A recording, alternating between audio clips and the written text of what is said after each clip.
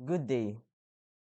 We are from ZT13 and today we're going to tackle about one controversial ad from a company named Dettol.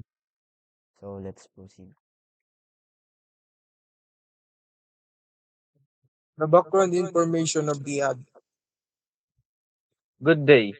My name is Bon Roan R. Hernandez, and I'm going to tackle about the background information of the ad.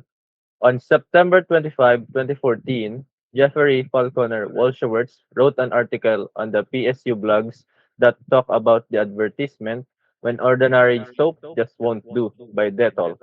The graphic image features a man with a bloodied hand. Behind him was another man lying down who was killed by a knife.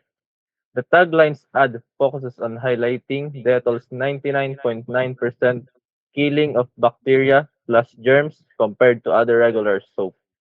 The ad most likely targets buyers who are really concerned with their hygiene and cleanliness, especially in extreme and or medical scenarios.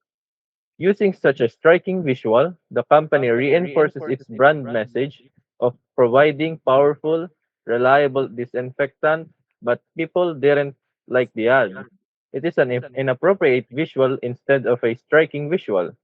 This led people, especially parents, to get angry for showing such an ad because not everyone is over 18 years old.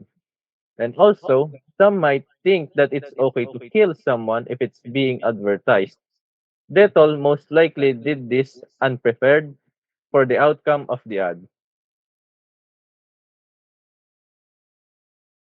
Critiquing the ad.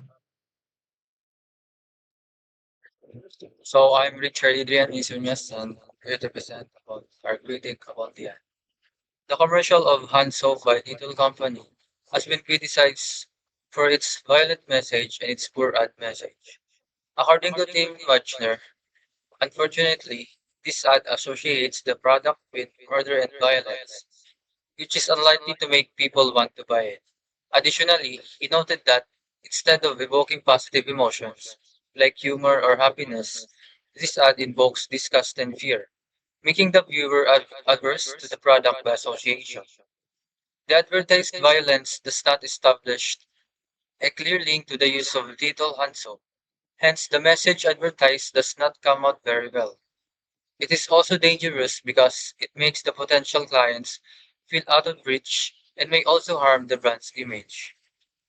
The goal of the advertisement is not achieved and shoppers will not be motivated to buy the product. Moreover, instead of creating a positive advertisement, the advert triggers disgust and fear among the watcher, and thus make the watcher lose the willingness to buy to the product as well.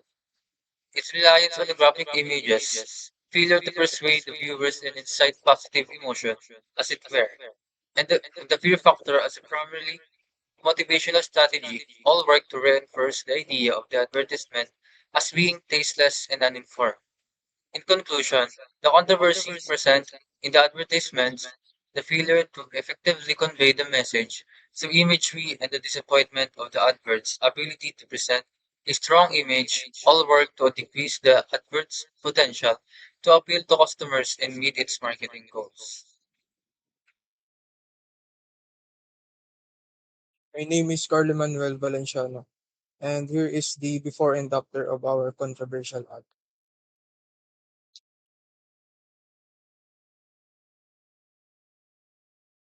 Good day. I am Hans Ernie B. San Miguel and today I will explain to you the before and after and how we reimagine the controversial ad.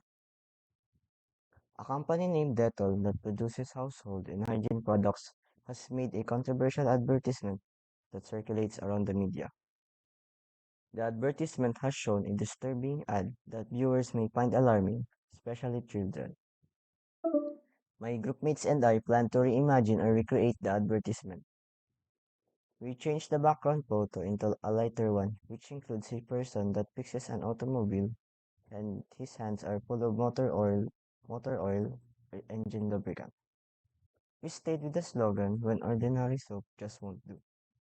In this way, we made the advertisement more planned that doesn't include a disturbing background photo that can affect viewers' perception about it. We use Canva to reimagine the advertisement. We also use other features of Canva to change and edit the background photo and the arm of the person included in the advertisement. This version of the advertisement is way better than the original, which really shows how the product must be used. And these are the sources that we use and where we gathered our data. Thank you.